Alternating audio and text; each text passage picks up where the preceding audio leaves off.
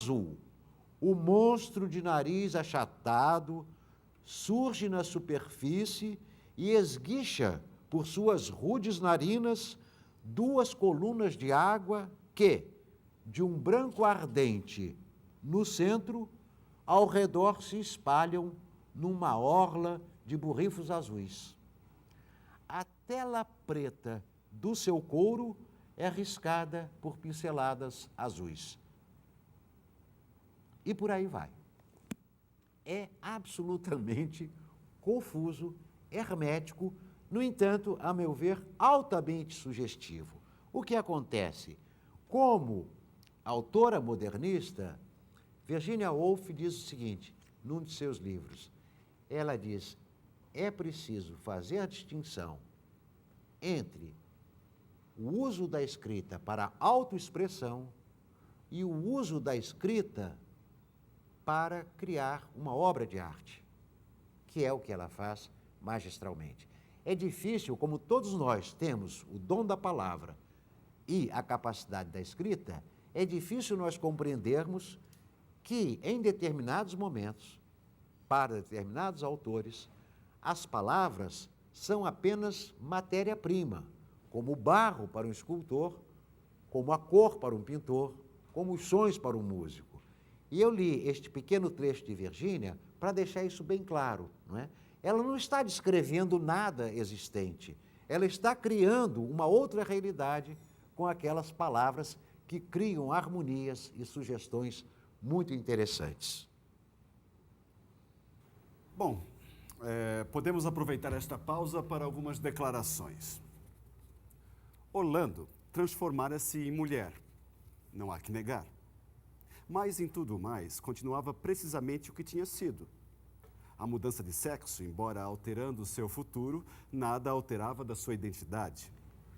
Seu rosto permanecia, como provam os retratos, praticamente o mesmo. Sua memória podia remontar através de todos os acontecimentos da vida passada, sem encontrar nenhum obstáculo. A mudança parecia ter se produzido sem sofrimento e completa, de tal modo que o próprio Orlando parecia não a estranhar. Muita gente, à vista disso e sustentando que a mudança de sexo é contra a natureza, esforçou-se em provar, primeiro, que Orlando sempre tinha sido mulher. Segundo, que Orlando é, neste momento, homem. Decidam-no biólogos e psicólogos, a nós basta nos expor o simples fato. Orlando foi homem até os 30 anos. Nessa ocasião, tornou-se mulher. E assim ficou daí por diante. Esse trecho é curioso, porque, no meu entender, é um dos problemas mais atuais que a Virginia Woolf coloca na sua obra. Como eu falei, há dois momentos fundamentais, dois retratos fundamentais de Virginia, não é?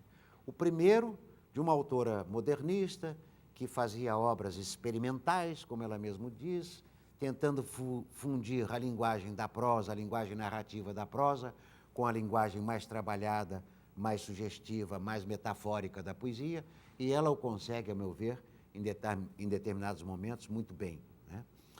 Esta era a mulher, né? A mulher muito sofisticada, filha de um intelectual muito conhecido, o pai dela foi um figurão da época vitoriana na Inglaterra, e todo o grupo dela, o grupo que se tornou conhecido como o grupo de Bloomsbury, que era o local onde eles viviam em Londres, né? Era um grupo todo de pessoas muito requintadas, formados em Cambridge ou em Oxford. Ela não, porque a grande mágoa dela é que mulher, naquela ocasião, não era simplesmente admitida nas universidades. No livro que é o verdadeiro manifesto feminista de Virginia, A Room of One's Own, que também saiu com um título questionável em português, deram a este livro, o título ao pé da letra, suponho que vocês tenham entendido, quer dizer, um quarto só para si, né? A ideia é essa, a ideia que está no manifesto feminista, que as mulheres, para serem escritoras, se fossem solteiras na casa dos pais ou se fossem casadas na casa dos maridos, teriam que ter um quarto só para si. só para ela, né? A mulher teria que ter um lugar onde ela pudesse se recolher para botar os seus demônios para fora e escrever, né? Este livro saiu, o título é bonito em português, eu acho, mas não é muito fiel ao original. Este livro circula no Brasil com o título de Um Teto Todo Seu. Eu acho, sabe, é interessante, mas não tem a ver com o original. Não sei se eu deixei em suspenso a observação sobre os tradutores. Henrique de Araújo Mesquita traduziu este livro que se chama A Viagem, e que deveria ser, no mínimo, A Viagem para Fora, né? E Luísa Lobo traduziu o livro que hoje se chama corretamente Ao Farol. Eu queria fazer citação dos nomes deles, porque ambos foram grandes amigos meus.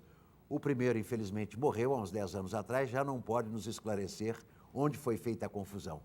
E a Luísa, só se eu a intimasse, vou ver se um dia, encontrando com ela no Rio, ela agora está aposentada, mas uma pessoa também de alto saber e dedicação ao que fazia, de forma que eu acho que a confusão deve ter sido no circuito, não saiu provavelmente do laboratório dos tradutores. Mas este trecho que o Marcos nos apresentou de Orlando é muito curioso, porque eu acho que um dos problemas mais importantes da Virgínia, na medida em que o discurso feminista vai se tornando menos atual, porque a situação profissional das mulheres hoje, graças a Deus, pelo menos no Ocidente, já é bem diferente do que era na época dela, né? Neste livro que está circulando como Um Teto Todo Seu, né, ela reclama, por exemplo, do dia que ela tenta entrar na biblioteca da Universidade de Cambridge, e ela é proibida, não podia nem sequer entrar na biblioteca se ela não estivesse acompanhada de um fellow da universidade. As mulheres eram simplesmente castradas do ponto de vista cultural, né? Elas não podiam mesmo ter acesso, e por isso que o discurso feminista dela é, às vezes, tão violento, né? Ela se coloca mesmo em posição de combate contra o que ela chama de masculinismo da tradição, especialmente da tradição inglesa, quer dizer, na literatura, na política, na vida social, né? Eu tenho que esquecer todos os meus preconceitos, tudo que eu li até sobre o autor, para embarcar no texto. Eu digo, não, agora é a partitura e eu. Eu vou ter que deixar que a partitura me carregue, né? Eu tenho que me livrar dos meus preconceitos, eu tenho que me despersonalizar ao máximo para conseguir fazer este trabalho.